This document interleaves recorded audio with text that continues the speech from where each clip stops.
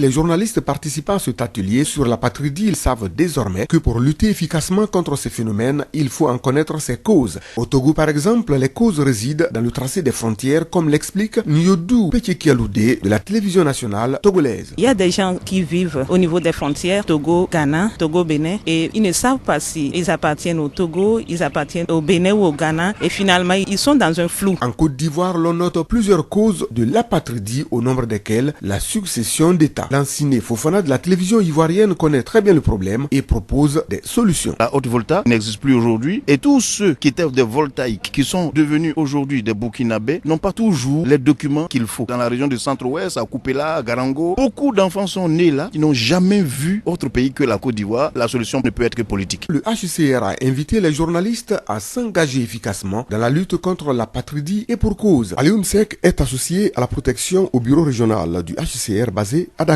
Les personnes qui sont aujourd'hui invisibles au regard de la loi, un jour ou l'autre, elles voudront voter, voudront participer au développement de leur pays et toute exclusion peut mener à un sentiment d'injustice qui peut menacer la paix. Donc ouvrez les yeux et agissez. Chaque citoyen a le droit d'avoir des droits à relever Emmanuel Mitte, la formatrice. Et pourtant, regrette-t-elle, les apatrides n'ont aucun droit. C'est pourquoi elle invite les États à prendre les décisions idoines pour mettre fin à l'apatridie d'ici 2024. François Gombayi de retour de Saly au centre du Sénégal pour ONUCI FM.